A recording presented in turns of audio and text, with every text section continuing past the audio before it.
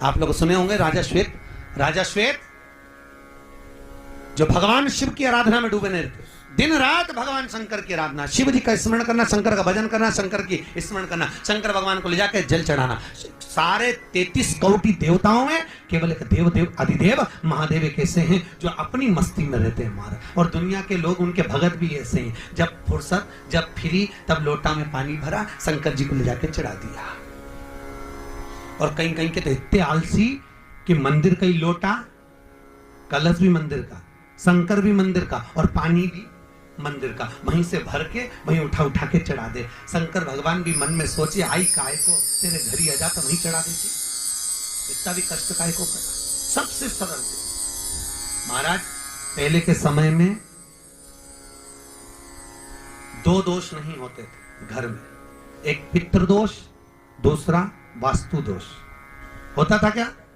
पहले घरों में 2 दोष नहीं होते थे, ना पितृदोष होता था ना वास्तु दोष होता था। आज के जमाने में लोग मकान बनाते हैं, घर बनाते हैं तो वास्तु शास्त्री को बुलाते हैं, नक्शा बनवाते समय कहते हैं वास्तु के हिसाब से मकान बनाना, वास्तु के हिसाब से घर बनाना। तो पहले के जमाने में तो लोग मकान बनाते, जिसका मन होता था, पिताजी का मन होता यहाँ बाथरूम बना दो, वहां बाथरूम बना दी, यहाँ पर ये बना दो, हॉल बना दो, वहां हॉल बना दिया, जहाँ रसोई घर बनाना वहां रसोई घर बना दिया। पिता का मन, घर के लोगों का मन, बुजुर्ग का मन वहां बना देते थे। पर आज के जमाने में मकान पूछ पूछ कर बनाया तो भी घर में रत्ती भर की शांति नहीं, घर में रत्ती भर की लक्ष्मी नहीं, घर में रत्ती भर का सुकून नहीं। घर से बाहर रहती शांति रहती, घर की जैसी अंदर घुसी वैसी अशांति चालू।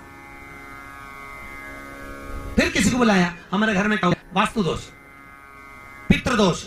पहले के जमाने में 2 दोष नहीं होते थे, ना पितृदोष होता था ना वास्तु दोष होता था। क्यों? क्योंकि घर के लोग घर के मटके में से, हंडे में से, परिंडे में से, मटके में से पानी लेते थे और पानी ले जाकर अपने घर में से लेकर जाकर शंकर को चढ़ाते थे। तो घर का जो मटका होता है, पानी भरने का जो मटका पात्र होता है, वो पितरों का स्थान होता है। और घर में से जब पानी करते थे तो पूरे घर का वास्तु दोष उस पानी के अंदर जाता था, और घर के मटके में से पानी ले जाते थे तो पितृदोष उसमें समाहित होकर चला जाता था। शंकर को चढ़ाने से वास्तु दोष और पितृदोष दोनों समाप्त हो जाता था महाराज। दोनों। मैं बहुत हताश हो चुकी हूँ,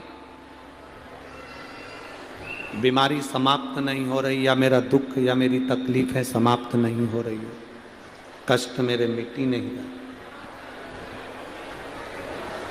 दुख मेरे समाप्त ही नहीं है। तब बेलपत्री के जो बीच वाली पत्ती होती है और उस पत्ती के नीचे 2 पत्तियां होती हैं, बहुत ध्यान से देखिएगा और समझिएगा। जैसे ये बीच वाली पत्ती है और उसके नीचे 2 पत्ती है, इसके मध्य में जो डंडी है बेलपत्री के और ये 2 पत्ती के बीच में जो डंडी रहती है, समझते हैं ना सब लोग? समझ रहे हैं ना? बेलपत्री की बड़ी पत्ती, पहले नंबर की पत्ती, और उसके नीचे की 2 पत्ती, उसके बीच की जो डंडी होती है, इस डंडी में चंदन का लेपन कर कर, ये बीच की जो भाग है, डंडी है, उसमें ये देखिए, ये तो 2 पत्ती हो गई, एक ये पत्ती हो गई। अब ये जो बीच का भाग है, सब लोगों को देख रहे होंगे, तो बीच का जो ये भाग है, इस बीच के भाग पर चंदन का लेपन कर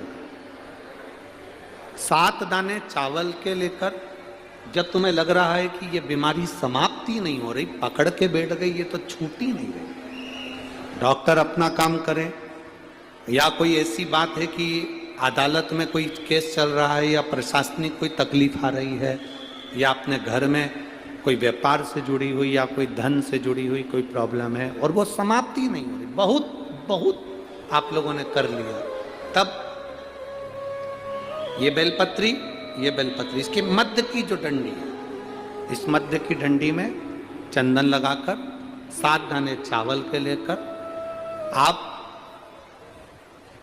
जब द्वार में से मंदिर के अंदर प्रवेश करते हैं, जैसे ये मंदिर का मुख्य द्वार है, मुख्य द्वार से मतलब शंकर जी को जब जल चढ़ाने के लिए हम लोग अंदर जाते हैं, उसके पहले नंदी आ जाता है, नंदी के भी पहले का जो दरवाजा, मंदिर का मुख्य द्वार, उसको समझ। अंदर प्रवेश करते उसके पहले चंदन लगी हुई बेलपत्र और 7 दाने चावल के हाथ में लेकर नंदी के सीधे हाथ की ओर से, मतलब आपका भी सीधा हाथ है तो नंदी का भी सीधे हाथ की ओर से आप नंदी के कानों में अपनी बात को कहकर ये बेलपत्री और 7 दाने चावल के ओम नमः शिवाय बोलकर, नमः शिवाय बोलकर या श्री शिवाय नमस्तुभ्यम कहकर डंडी का मुख अशोक सुंदरी की ओर हो और शिवलिंग पर उसको समर्पित कर दो चावल के दाने के साथ। केवल 2 या 3 सोमवार आप करेंगे, धीरे धीरे रोग में दवाई लगना प्रारंभ हो जाएगी और रोग समाप्ति पर जाएगा और आपका कार्य भी सफल होगा।